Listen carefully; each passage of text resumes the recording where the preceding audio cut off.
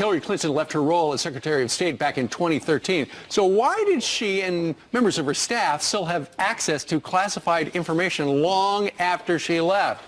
Ed Henry's been digging into this. He's coming up next. Come on, and Ed, dig some more. And Vice President Mike Pence and his wife Karen have been happily married for 32 years. So why are liberals now mocking the vice president for being faithful to his wife? How dare he?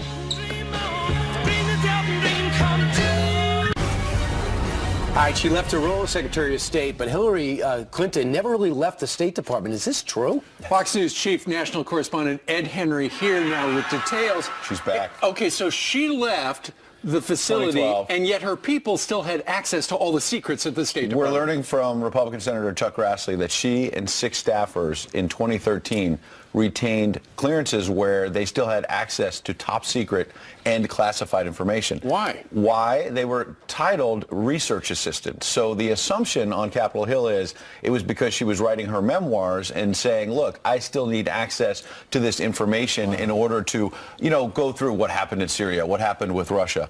But obviously, think back to what James Comey said about how Hillary Clinton handled classified information. Watch.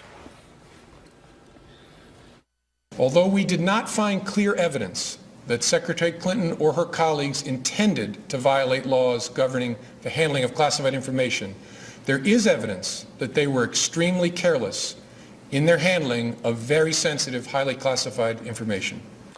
So she mishandled it, and Chuck Grassley goes on to say, quote, it is unclear what steps the State Department has taken to impose administrative sanctions. Any other government workers who engage in such serious offenses would, at a minimum, have their clearances suspended pending an investigation. So he obviously believes that something needs to be done about this. The only positive for Chuck Grassley at this point is there's no longer a Democrat at the State Department. Obviously, you've got Rex Tillerson. So if they have these documents about why she returned this clearance, and for example, does she still have the clearance today? Sure. A lot of former officials get to keep these clearances for years, even when they're consultants and whatnot. Why that? Well, some of them like to retain it because they say, look, I was in the middle of all of these important issues. I need to keep abreast of it. But then some of these folks in Washington that talk about drain the swamp are then consultants for various, log rolling.